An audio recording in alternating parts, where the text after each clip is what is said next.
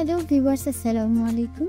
আশা করছি সবাই ভীষণ ভালো আছো। আজকে কিন্তু চলে এসেছি ভীষণ মজাদার একটা চিজ পাস্তা রেসিপি নিয়ে, যেটা খেতে ভীষণ মজাদার হয়, বানানো যাবে একদমই হাতের কাছে সহজ উপকরণ দিয়ে। তো এখানেই দেখতে পাচ্ছেন কতগুলো পাস্তা কিন্তু আমি আগেই সিদ্ধ করে নিয়েছি। আমি ভিডিওটা লং করবো না, তাই শর্ট হতে দেখানোর চেষ্টা করেছি। আমি যখনই সিদ্ধ করেছি তখন কিন্তু এর মধ্যে বেশ কিছুটা তেল দিয়ে দিয়েছিলাম যেন এটা ঝরঝরে থাকে। তো আমি এটাকে 5-10 মিনিট সিদ্ধ করে যখন এটা দেখবো যে সিদ্ধ হয়ে যাবে একটু চেক করে, তখন কিন্তু এটা তুলে নিয়েছি এবং সেই গরম পানিটা ফেলে দিয়ে ঠান্ডা পানিতে এটা কিছুক্ষণ ধুয়ে নিয়েছি। তো তারপর সবজি নিয়েছি আমি, কিছুটা পেঁয়াজ পাতা কুচি নিয়েছি, একটি টমেটো কুচি, 2-3টে কাঁচামরিচ কুচি এবং 3-4টা পেঁয়াজ কুচি।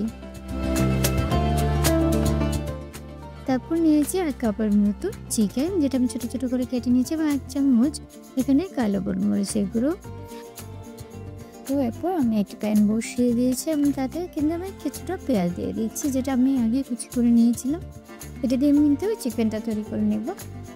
তো পেঁয়াজগুলোকে আমি তেলের মধ্যে ভেজে নিচ্ছি, এটাকে বারবার নিয়ে দিচ্ছি। কিন্তু পেঁয়াজটাকে খুব ভালোভাবে ভেজে নিতে হবে।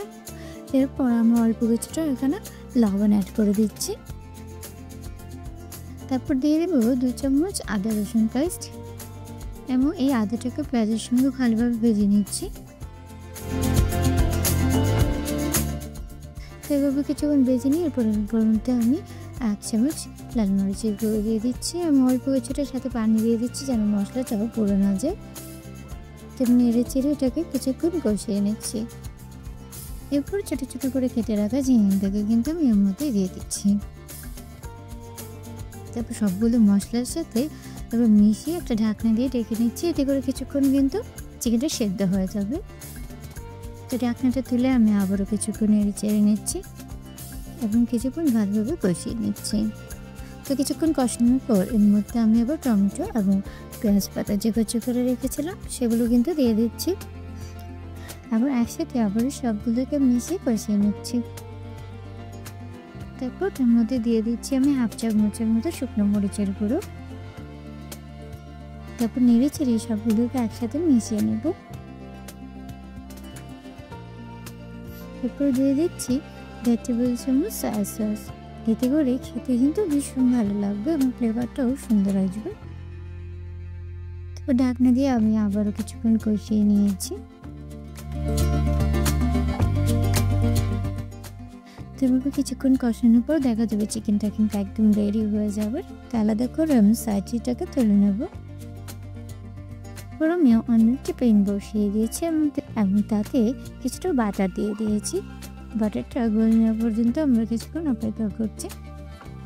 তারপর এর মধ্যে একটি পেঁয়াজ কুচি এবং কাঁচামরিচ কুচি দিয়ে দিয়েছি এবং বাটারের মধ্যে এগুলোকে আমি ভেজে নিচ্ছি।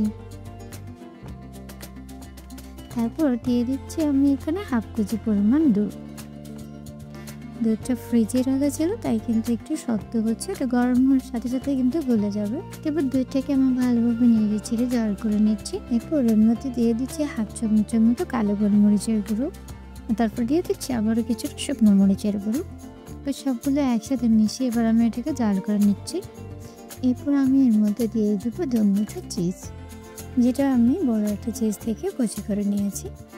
তো এগুলোকে কিছুক্ষণ জাল করে এর মধ্যে আমি তৈরি করে রাখা চিকেনটাকে কিন্তু দিয়ে দিচ্ছি।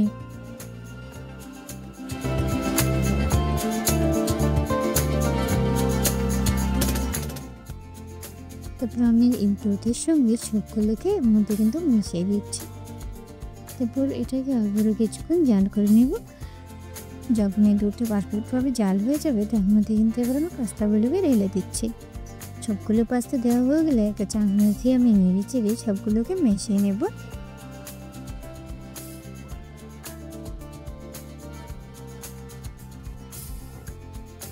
তারপর দিয়ে দেবো 1 চামচ চিনি, এটা কিন্তু আরেকটু খেতে স্বাদটা বাড়িয়ে দেবে। আবারও কিছুক্ষণ নেড়ে চেড়ে সবগুলোর সাথে আমি মিশিয়ে নিচ্ছি। এরপর দিয়ে দিচ্ছি কতগুলো পেঁয়াজ পাতা কুচি।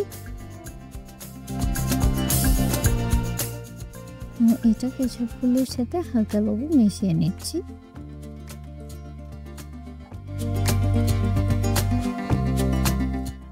তারপর অল্প কিছুক্ষণ পরপর আমি দিয়েছি নাড়াচাড়া দিয়ে দিচ্ছি সবগুলোর সাথে মিশিয়ে নেওয়ার জন্য। এবং আবারও এখানে এক মুঠো আমি কিন্তু চিজ দিয়ে দিচ্ছি। এটি খেতে এবং দেখতে ভীষণ সুন্দর হবে। এবং ঢাকনা দিয়ে এটাকে ঢেকে কিছুক্ষণ জাল করে নিচ্ছি। তো অল্প কিছুক্ষণ পর দেখতে পাচ্ছেন আমার এই চিজ পাস্তাটা কিন্তু একদমই রেডি হয়ে গেছে। এটা এখন গরম গরম কিন্তু পরিবেশন করার পালা। কিছুক্ষণের মধ্যে কিন্তু এটা হয়ে গেছে। এটা আমি এখন পরিবেশন করবো সবার জন্য।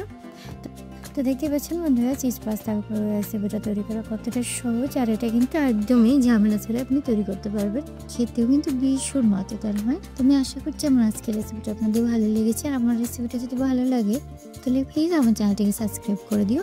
দেখা হবে নতুন ভিডিওতে। সবাই অনেক বেশি ভালো থাকবে। আর তোমরা যদি এরকম চিজ পাস্তা বানিয়ে থাকো তাহলে অবশ্যই আমার কমেন্ট বক্সে জানাবে তোমাদের এটা কেমন হচ্ছে। দেখা হবে নতুন ভিডিওতে। সবাই অনেক বেশি ভালো থাকো। আল্লাহ হাফেজ।